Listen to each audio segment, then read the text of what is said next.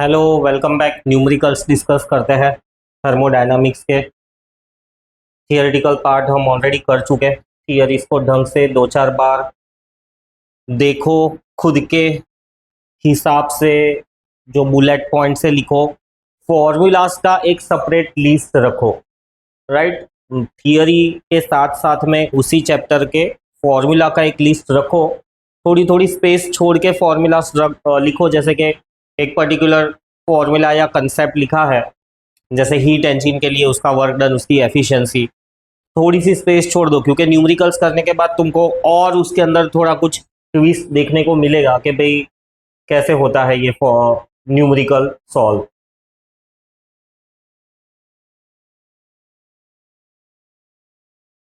तो पहला numerical, cylinder containing 1 gram mole of the gas was compressed adiabatically. Right, adiabatically ये keyword है यहाँ पर। एडियाबेटिकल कंप्रेशन का मतलब बहुत क्विक कंप्रेशन है, तो तुरंत ही तुमको वो एडियाबेटिक वाला इक्वेशन याद आ जाना चाहिए। PV raise to the power gamma is equals to constant, है ना, एडियाबेटिक प्रोसेस के लिए। और फिर आगे है, until its temperature rose from 27 to 97 degree centigrade. So delta T हमको दिया हुआ है 27 टू 97, यानी फाइनल हो जाएगा माइनस इनिशियल हो जाएगा 27।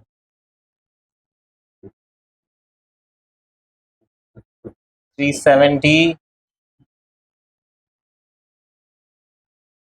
300, तो ये हो गया 70 kelvin.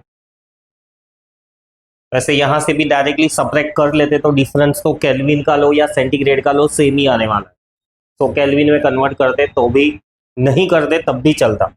Calculate the work done and the heat produced. So हमको कैलकुलेट करना है वर्क डन और दूसरा प्रोड्यूस कैलकुलेट करना है हीट प्रोड्यूस्ड, है ना।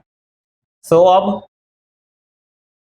सेकेंड लॉ ऑफ थर्मोडायनामिक्स क्या है? Second law of thermodynamics, delta Q is equals to D U plus D W, है ना। अब ये तो एडियाबेटिक प्रोसेस है, तो एडियाबेटिक प्रोसेस के लिए डेल्टा क्यू तो जीरो रहता है। So delta U will be equal to minus delta W. ये एक हमको कंसेप्ट हमने यूज किया या लिखा एडियाबेटिक से रिलेटेड।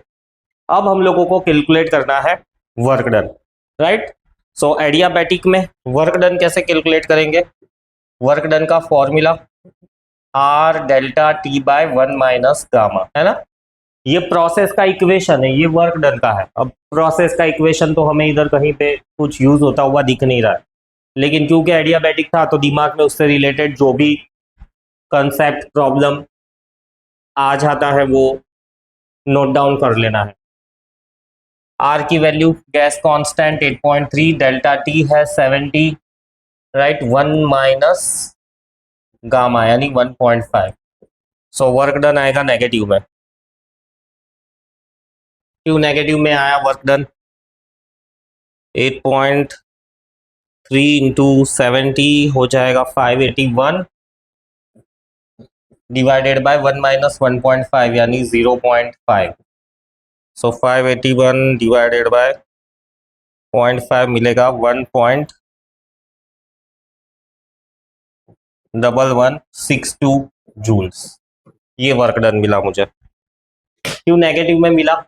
कॉम्प्रेस किया है ना, कॉम्प्रेशन यानी work done on the system, on the system is negative, sign convention. अब हमको डेल्टा यू ढूंढना है। हमने ये रिलेशन ऑलरेडी दिखाई हुआ है कि delta U will B negative of the work done. तो जो भी वर्क डन होगा उसके बदले में क्या होगा, उतनी ही इंटरनल एनर्जी बढ़ जाएगी। अब यहां पर मुझे एक क्वेश्चन आ रहा है कि जो भी वर्क डन हुआ सारा का सारा इंटरनल एनर्जी इंक्रीमेंट में अपीयर हुआ। अभी तक तो हम लोग यही देख रहे थे कि भाई 100% कन्वर्जन नहीं होगा। राइट, कार्नोट का भी थियरम है कि भाई 100% कन्वर्जन नहीं होगा, नहीं ही होगा। ये थियोरेटिकल वर्कआउट है, राइट, इसीलिए कंसेप्चुअली हमको ये मिलेगा, बट प्रैक्टिकली किसी इंजन में इसको यूज करोगे तो फॉर श्योर ये इसका 60% ही मिलने वाला है। मैक्सिमम वो 60%, 50 या 40% तक ही एफिशिएंट रहते हैं। जो भी हम इंजिन्स वगैरह यूज़ करते हैं ना, कार का इंजन, बाइक का इंजन, ये सब हार्डली 40% के आसपास एफिशिएंसी होती है, 60% का वेस्टेज होता है। यहाँ पर हमको क्या कैलकुलेट करना था, हो गया। Calculate the work done and heat produce. अभी हीट प्रोड्यूस तो मुझे ढूंढना बाकी रहा, right. So heat produced will be equal to work done था जो, right, 1162 divided by 4.2। Change in internal energy तो पूछा ही नहीं है, सो इसको करने का कोई मतलब नहीं था। सो 1162 डिवाइडेड बाय 4.2,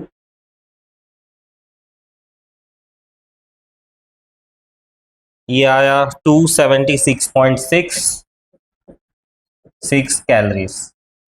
इतनी हीट प्रोड्यूस हुई है।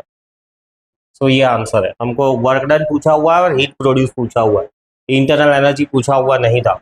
ये बातों बातों में मैंने कैलकुलेट कर दिया, पर वो पूछा नहीं था। फिर नेक्स्ट क्वेश्चन है 200 centimetre cube of the gas is compressed to 100 centimetre cube, right. तो अगेन कॉम्प्रेशन किया हुआ है at the atmospheric pressure, pressure constant.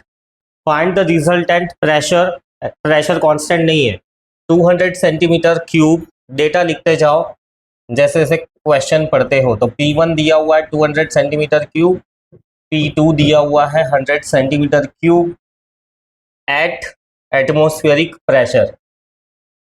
सो यहाँ पे ये जो P1 था ना, ये है एटमॉस्फेरिक प्रेशर, यानी इसको मैं 1 atm ले लेता हूँ। 10⁶ डाइन्स जो लिखा हुआ है ना, दैट इज 1 atm, V1 और ये V2 और V2 दिया हुआ है। P2 ढूंढना है। If the change is slow and sudden, right. तो स्लो चेंज अगर है उसका मतलब वो कौन सा होगा, आइसोथर्मल। और क्विक है तो वो वाला हो जाएगा एडियाबैटिक। सो स्लो है अल्टीमेटली आइसोथर्मल, आइसोथर्मल है तो हम ये इक्वेशन आइसोथर्मल का यूज कर सकते हैं, P1 V1 is equals to P2 V2, right, Boyle's law का। सो इसको यूज करके हम P2 ढूंढे तो P2 हो जाएगा P1 V1 अपॉन V2 100। तो क्या है आंसर, 2 atm। 2 atm फिर चाहो तो ये यूनिट्स में कन्वर्ट कर दो, तो 2 × 10⁶ डायन सेंटीमीटर स्क्वायर, ये आंसर आ गया। तो atm में रखना है तो atm में रहने दो। फिर प्रेशर ही ढूंढना था, ये ढूंढ लिया एक पार्ट का। फिर दूसरा पार्ट है फास्ट, क्विक, सडन, तो वो हो जाएगा एडियाबैटिक। और एडियाबैटिक है तो एडियाबैटिक का इक्वेशन है P1 V1 raise to the power gamma is equals to P2 V2 raise to the power gamma, है ना। अब हमको ढूंढना है P2। सो P2 को बना दो सब्जेक्ट। P1 की वैल्यू है 1, V1 की वैल्यू है 200 raise to the power gamma और V2 की वैल्यू है 100 raise to the power gamma 1.4। So ये हो जाएगा 2 raise to the power 1.4। So 2 raise to the power 1.4 करूँ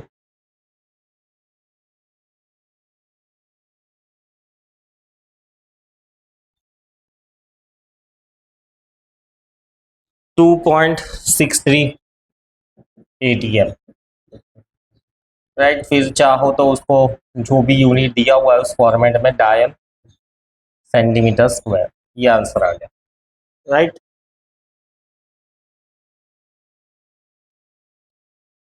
फिर नेक्स्ट थर्ड वाला, cylinder containing 1 gram mole of the gas was put on boiling hot boiling water bath and compressed adiabatically till its temperature rose by 70 degree centigrade. तो keyword से यहाँ पर adiabatic वाली situation है, compression हो रहा है, चाहो तो इधर अंडरलाइन करके लिख दो।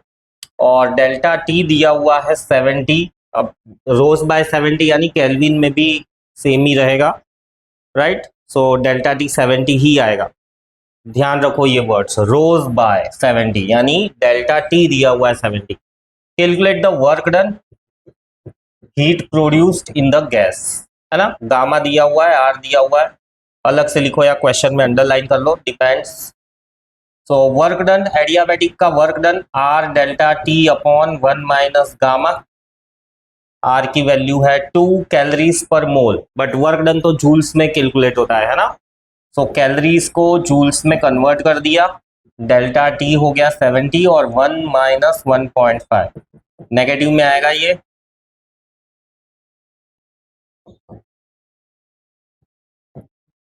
इंटू 70 अपॉन माइनस तो ऑलरेडी मैंने लिख दिया इधर ऊपर 0.5। सो इसको भी मैं सॉल्व करूँ तो 588 डिवाइडेड बाय 0.5 यानी multiplied by 2, 1176। So 1176 joules. Work done हमेशा जूल्स में होता है, हाँ। और heat, so heat produce negative में आएगा ये work done. Work is compression है ना, work done on the system, और उसकी वजह से हीट प्रोड्यूस होगी, और वो हीट प्रोड्यूस होगी सिस्टम में होगी, हीट एक्सचेंज अलाउड नहीं है, बट जो भी हीट है वो अंदर ही रह जाएगी। तो यहाँ पे प्लस और माइनस की साइन हीट में नहीं आएगी। और heat is measured in calories, तो ये जो वैल्यू है इसको कैलोरीज में कन्वर्ट कर दो। सो डिवाइड बाय 4.2, इसको जूल्स इक्विवेलेंट ऑफ हीट भी कहते हैं, right. H is equals to W upon 4.2 joules equivalent of heat. Work done joules में मेजर करते हैं, हीट कैलोरीज में मेजर करते हैं।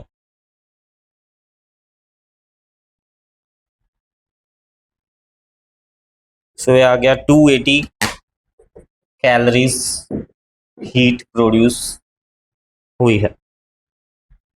Next, if the 50 degree centigrade and if at 50 degree centigrade, capital T use करो, 50 degree centigrade and P1 है 75 centimetre of Hg। चाहो तो पूरा यूनिट लिखो, नहीं लिखो डिपेंड करता है, बोर्ड के पेपर में लिख रहे हो तो प्रेजेंटेशन मैटर करता ही है, एमसीक्यूज वाइज सॉल्व कर रहे हो तो ठीक है, नहीं भी लिखो। A definite mass of the gas is compressed slowly and suddenly. Then what will be the final pressure? कितना होगा? And temperature कितना होगा? In each case, if the final volume is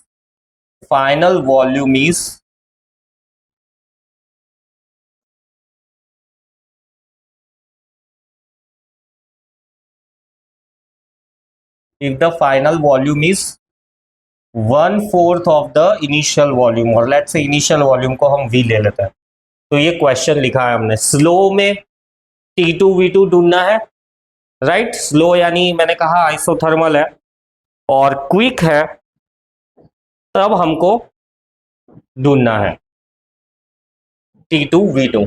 so slow यानी आइसोथर्मल, सो उसके लिए क्या equation आएगा, P1 V1 is equals to P2 V2, और आइसोथर्मल है यानी टेम्परेचर तो कांस्टेंट रहता है, तो जो टेम्परेचर था वही टेम्परेचर रहने वाला है। सो P2 कोई सब्जेक्ट बना दूं तो P1 V1 अपॉन V2 हो जाएगा V/4। सो ये हो जाएगा 300 सेंटीमीटर ऑफ Hg, ये P2 आ गया। और T2 सेम टू सेम ही रहने वाला है। सो 50 डिग्री सेंटीग्रेड लिख दो आंसर, या तो केल्विन में कन्वर्ट करना चाहो तो +273 करोगे तो 323 केल्विन, जिस भी फॉर्मेट में आंसर चाहिए मिल जाएगा। फिर अगर फास्ट है, सो फास्ट मतलब एडियाबैटिक हो जाएगा, और फास्ट है एडियाबैटिक है तो इक्वेशन क्या आएगा, P1 V1 raise to the power gamma is equals to P2 V2 raise to the power gamma, है ना, फास्ट प्रोसेस के लिए। और टेम्परेचर के लिए ये वाला इक्वेशन आएगा T1 V1 raise to the power gamma -1 T2 V2 raise to the power gamma -1, ये टेम्परेचर के टर्म्स में एडियाबैटिक के इक्वेशंस, राइट। टेम्परेचर और वॉल्यूम के टर्म्स में, प्रेशर और वॉल्यूम के टर्म्स में। फिर एक और इक्वेशन आता है प्रेशर और टेम्परेचर के टर्म्स में, वो क्या इक्वेशन आएगा? P1 minus gamma T raise to the gamma is equals to P2 1 minus gamma T2 raise to the power gamma. ये प्रेशर और टेम्परेचर के टर्म्स में। तो एडियाबैटिक के ये 3 इक्वेशंस है, 1, 2 और 3। ये वाला तो अभी हमें काम का नहीं है, ये दोनों यूज करेंगे फास्ट प्रोसेस के लिए। चलो P2 ढूंढते हैं। सो P2 रहेगा P1 V1 और V2 रहेगा V/4 raise to the power gamma. So ये हो जाएगा 75 into 4 raise to the power gamma 1.5। Simplify करें इसको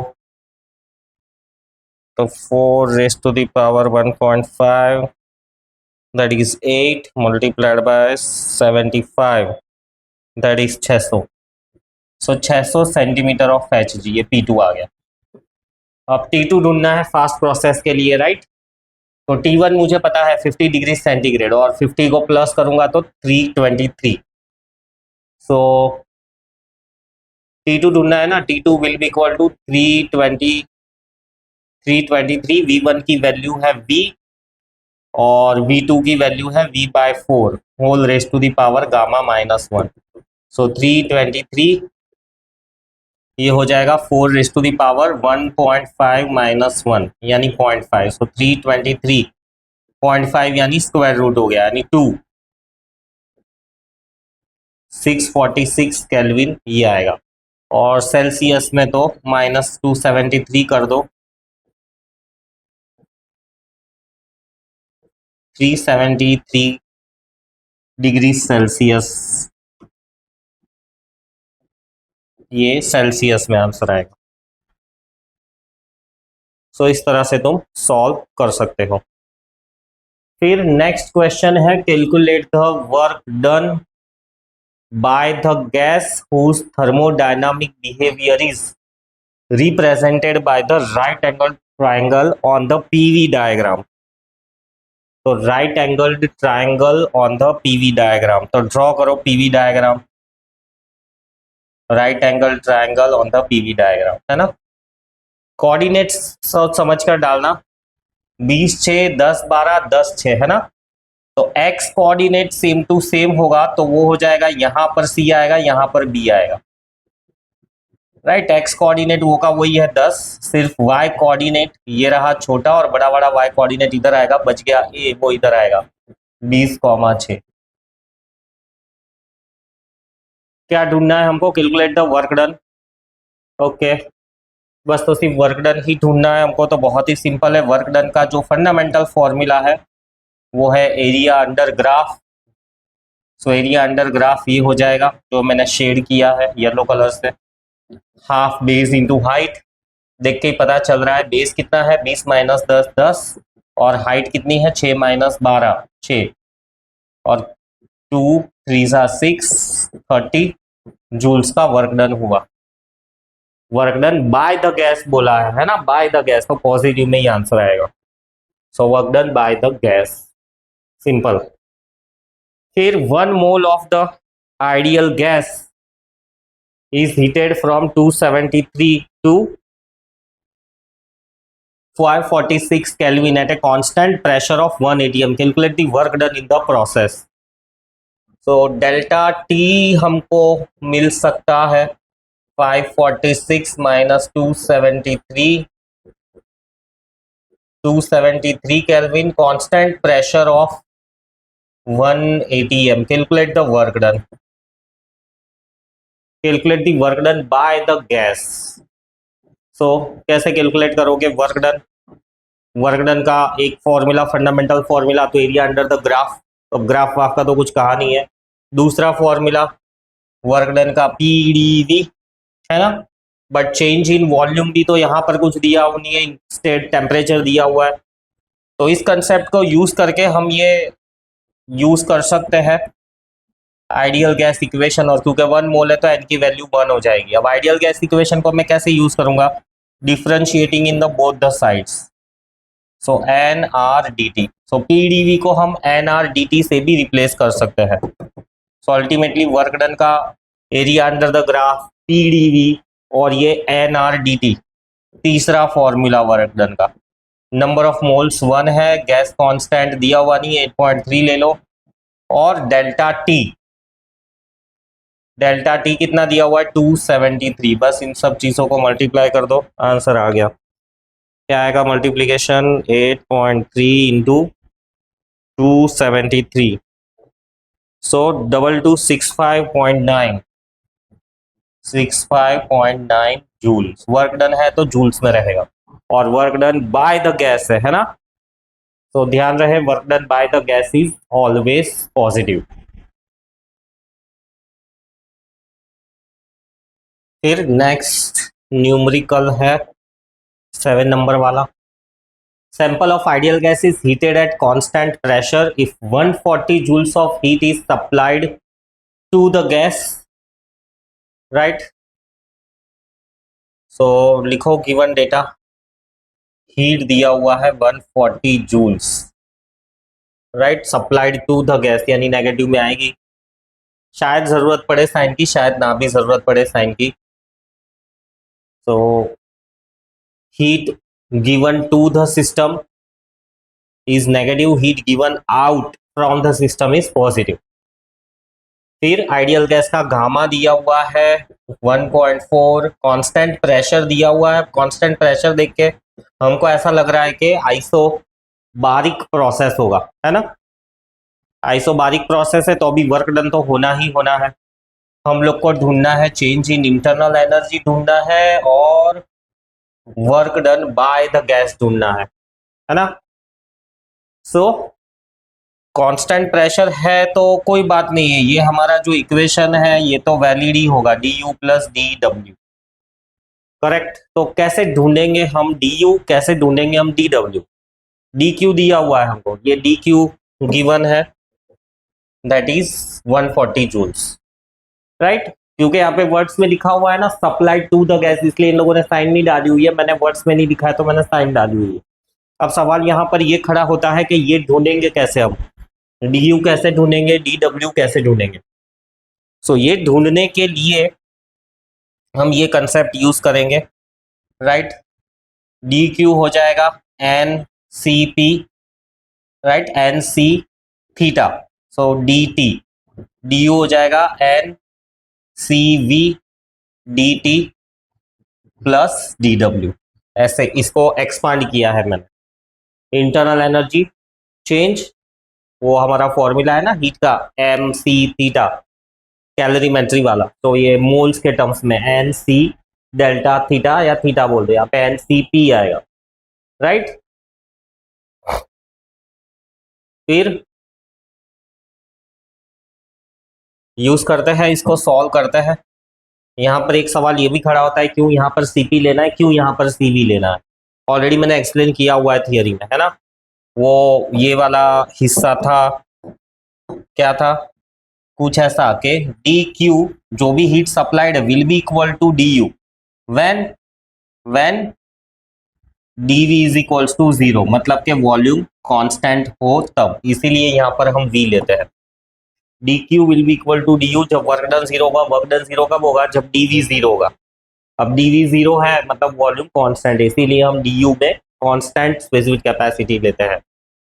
अब सी पी सी वी इनकी भी वैल्यूज तो हमको दी हुई है नहीं, तो आगे भी हमको सॉल्व करते हुए लॉजिक ढूंढना पड़ेगा।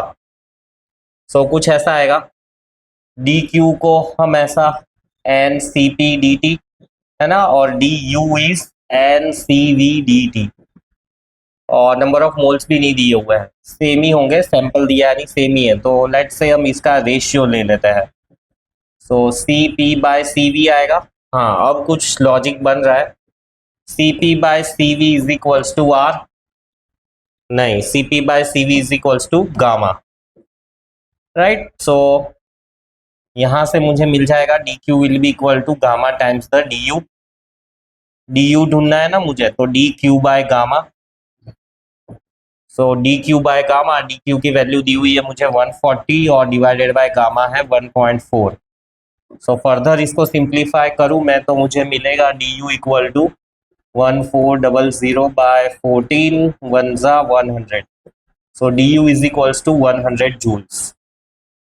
Change in the internal energy, अब ये change in the heat supplied यानी इंटरनल एनर्जी चेंज तो पॉजिटिव है, तो प्लस के साथ में आंसर लिखो इधर कि change in internal energies plus 100।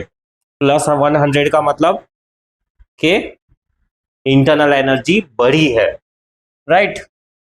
फिर आता है work done by the gas. Work done ढूंढना है, कैसे ढूंढोगे वर्क डन? सो ये अपना फर्स्ट लॉ यूज करो, D Q is equals to D U plus D W. D Q मुझे पता है 140 जूल्स, डी यू पता है मुझे 100, right. So plus D W, तो डी डब्ल्यू मुझे मिल जाएगा 40 जूल्स। 40 जूल्स का वर्क डन हुआ। वर्क डन मुझे जूल्स में चाहिए कि फिर वर्क डन हमेशा वर्क डन जूल्स में ही होता है, एक्चुअली में हीट कैलोरीज में होती है, बट उन लोगों ने हीट भी जूल्स में दी हुई है। हावेवर यहाँ पर कन्वर्जन की कोई ज़रूरत नहीं पड़ी, तो कैलोरी और जूल्स का कोई कन्वर्जन नहीं किया है। वर्क डन यहाँ पर मिला हमको 40 joules. Work done by the gas तो पॉजिटिव ही रहेगा वो, work done by the gas is 40 joules. अब ये जो था इसके अंदर हमने साइन क्यों नहीं ली? क्योंकि ये हमने डायरेक्टली चेंजेस लिए हुए हैं, समझ में आया? साइन कब लेनी पड़ती? अगर इसको तुम एक्सपांड करते ना कि final minus initial equal to final minus initial equal to final work done minus initial. अब इस एक्सपांडेड फॉर्म में तुम वैल्यूज रखते ना तो साइन के साथ रखते, यहाँ पर ऑलरेडी चेंज ही दिया हुआ है तो यहाँ पर साइन नहीं रखनी है, बहुत ध्यान रखना ये साइन कन्वेक्शन का। नेक्स्ट प्रॉब्लम है 1 gram mole of an ideal gas at STP subjected to reverse adiabatic expansion. Reversible word का यहाँ पर कुछ हो सकता है, नहीं भी हो सकता है। एडियाबैटिक हमें ये बता रहा है, क्विक है, इक्वेशंस हमको रिकलेक्ट करवाता है, वॉल्यूम डबल हो जा रहा है तो लिख दो इनिशियल वॉल्यूम V था और फाइनल वॉल्यूम हो जा रहा है double, right. Find the change in internal energy in the process du। Change in internal energy ढूंढना है। अब एडियाबैटिक है तो एडियाबैटिक है यानी डी क्यू इक्वल टू 0, क्योंकि एडियाबैटिक प्रोसेस है ना। तो कैसे ढूंढेंगे हम डी यू?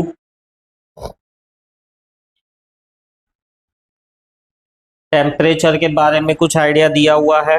नहीं दिया हुआ है।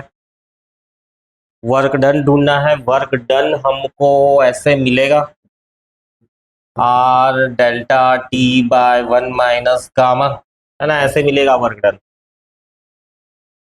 और वर्क डन तो हमको ढूंढना ही नहीं है, subject set to reversible adiabatic expansion to double its volume, find the change in internal energy. So अब इक्वेशंस लिख लिख के देखो क्या कनेक्ट कर सकते हैं हम, कैसे कनेक्ट कर सकते हैं हम। D you change in volume हमको दिया हुआ है।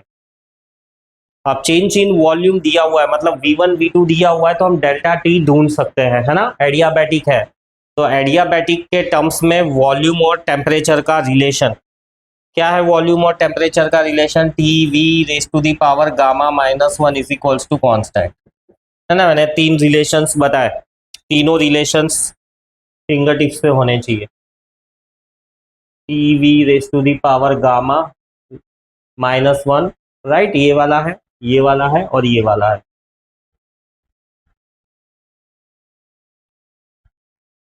सो ये वाला हमको डेल्टा टी दे देगा, T1 V1 raise to the power gamma -1 is equals to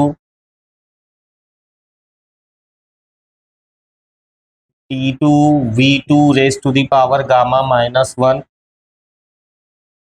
ठीक है। अब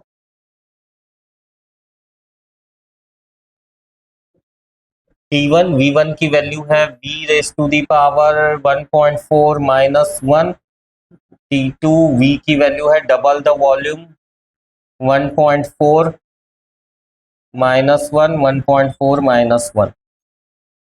सो ये जो मुझे मिलेगा राइट T1 बाई T2, हाँ दिया हुआ है, देखो T1 भी दिया हुआ है STP, है ना। देखो वर्ड्स को पकड़ना है।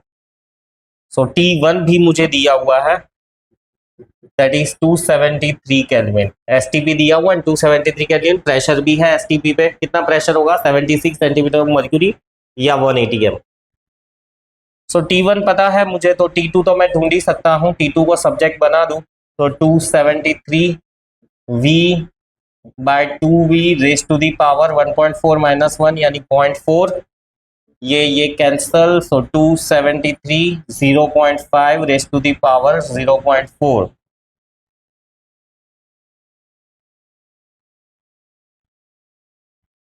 0.5 रेस टू दी पावर 0.4, तो 0.75 आ रहा है। और ये 0.75 को 273 से मल्टीप्लाई करें तो 206.89 केल्विन आएगा। अब मैं डेल्टा टी ढूंढ सकता हूँ। सो 270 कितना आया 206 ना, तो 273 था माइनस 206.89 कितना आ जाएगा ये 66 अप्रोक्सीमेटली, तुम ऐसा कह सकते हो कि 66 जैसा आया। सो वर्क डन अब कैलकुलेट कर लो। आर की वैल्यू 8.3, डेल्टा टी 66, 1 माइनस 1.4।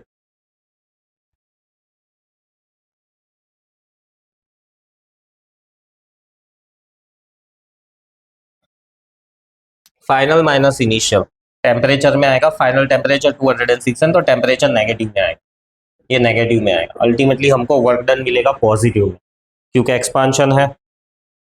सो इसको सिंप्लीफाई करें तो 8.3 इंटू 66 547.8 और 0.4 माइनस साइन ऑलरेडी कट हो गई divided by 0.4। So 1369.5 joules. Work done हमेशा जूल्स में ही होता है। सो ये आया आंसर। फिर next problem, 10 moles of hydrogen gas. ध्यान रहे कब से हम लोग 1 मोल खेल रहे थे, अभी 10 मोल्स आया है। Normal temperature and pressure NTP, है ना, एट NTP। NTP और STP में क्या फर्क है, कोई फर्क नहीं है। NTP और STP दोनों ही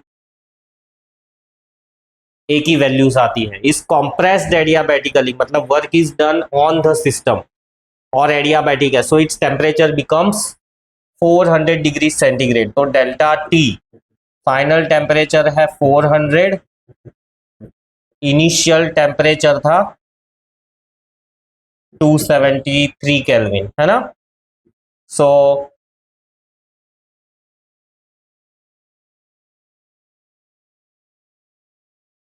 कितना आया चेंज,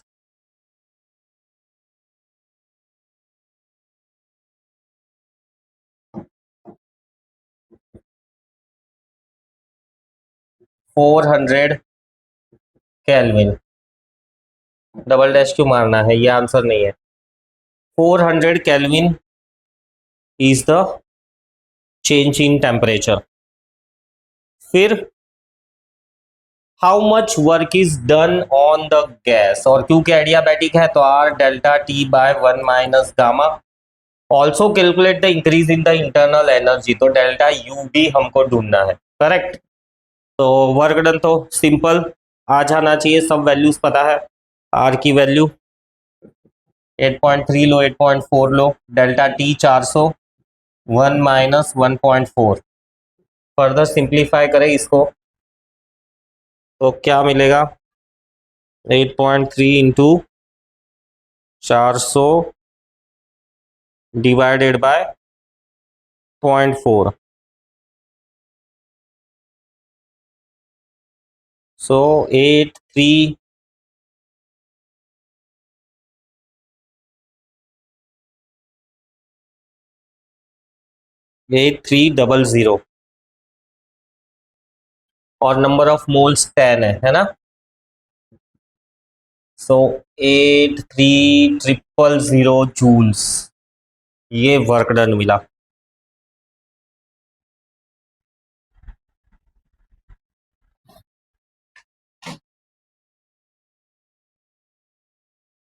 आर की वैल्यू 8.4 कही हुई है ना, मैंने 8.3 यूज कर ली है। चलो 8.4 करके देखते हैं, चेंज तो आएगा ही।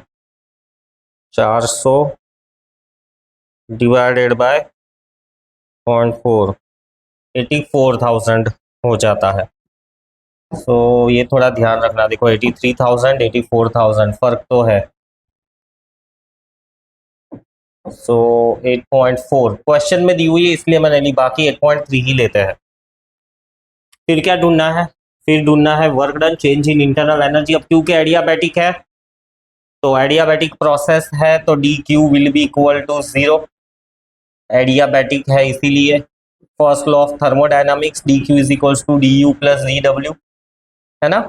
सो 0 is equals to D U plus 84,000। और क्योंकि हम लोग डायरेक्टली जो वर्क डन है वही ले रहे हैं, और क्या है वर्क डन में, इज कॉम्प्रेस्ड यानी work is done on the system, work is done on the system, तो ये वाली वैल्यू आएगी नेगेटिव। सो ये नेगेटिव में आंसर आएगा और अल्टीमेटली इंटरनल एनर्जी इंक्रीज होगी, वो पॉजिटिव में आएगा, तो 84,000। समझ में आया ये जो माइनस प्लस का खेल खेला इधर मैंने।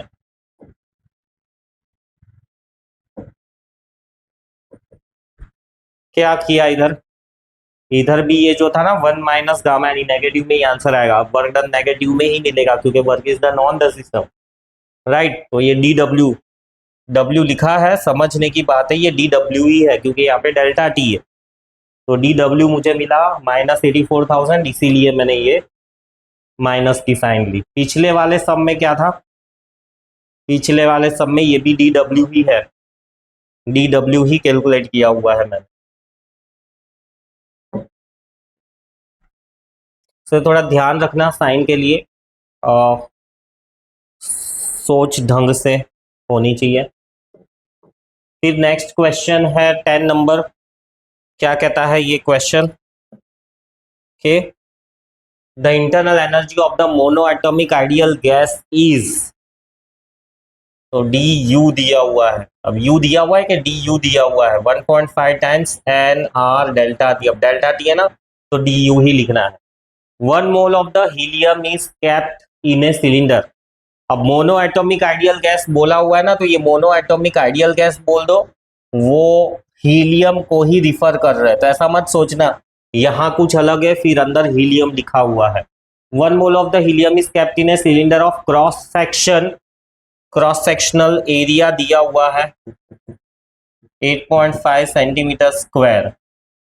The cylinder is closed by the light frictionless piston, the gas is heated slowly, slowly यानी आइसोथर्मल हो जाएगा, है ना। स्लो मतलब आइसोथर्मल, ऐसा है पिस्टन और ये ऐसे रख दिया है पिस्टन और इसको धीरे धीरे हीट कर रहे हैं, और ये जो एरिया ऑफ क्रॉस सेक्शन है ये दिया हुआ है 8.5 centimetre square, during which total of 42 joules of heat is given to the gas.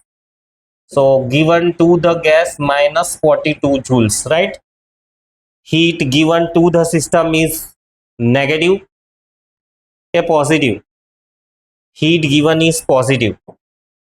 So 42 joules हमने दिया हुआ, heat given is positive, taken out is negative.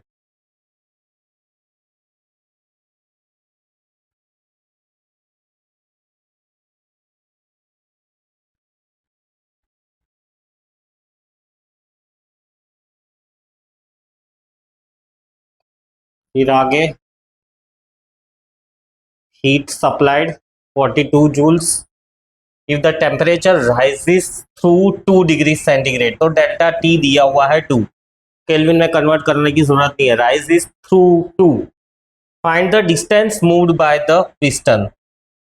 So D L ढूंढना है। डी एल कह दो, या ये इनिशियली एल 0 था, फाइनली एल कितना होगा, तो डी एल कह दो, या ये लंबाई ढूंढनी है। सो क्या करेंगे, कैसे स्टार्ट करेंगे, फर्स्ट लॉ ऑफ थर्मोडायनामिक्स लिख ही दो। डी क्यू डी यू ये सब कुछ दिख रहा है, तो D Q is equals to D U plus D W, है ना। और एडियाबैटिक है नहीं, स्लो प्रोसेस है। स्लो प्रोसेस है यानी आइसोथर्मल प्रोसेस है। आइसोथर्मल का इक्वेशन कहीं पे यूज होगा क्या, हमको क्या ढूंढना है, हमको क्या ढूंढना है, find the distance moved by the piston. Distance moved by the piston, चलो जो ढूंढना है उसको लिख देते हैं पहले। Distance moved by the piston के लिए हमको पीडीवी, डीवी को वॉल्यूम है ना, वॉल्यूम यानी एरिया इनटू लेंथ। सो पी एरिया तो कांस्टेंट दिया ही हुआ है, तो डी एल ये आएगा हमारा ऐसे, मतलब वर्क डन ही ढूंढना पड़ेगा। वर्क डन ढूंढ लेंगे तो हमको डी एल मिल जाएगा। अब first law of thermodynamics use कर सकते हैं, हाँ कर ही सकते हैं। D Q is equals to D U plus D W, है ना। D Q is 42 joules, D U दिया हुआ है हमको 1.5, और फिर क्या है 1.5 ईटा है, एन है, मैंने ईटा लिखा हुआ है, और 1 मोल है तो वो 1 ही आएगा। गैस कांस्टेंट दिया हुआ नहीं है, 8.3 लूंगा। डेल्टा टी दिया हुआ है मुझको 2 प्लस डी डब्ल्यू। ढूंढो ये कितना आता है, 42 माइनस, इन चीज़ों को मल्टीप्लाई कर दो, 1.5 into 1 into 8.3 into 2, 24.9 is equals to D W. So 42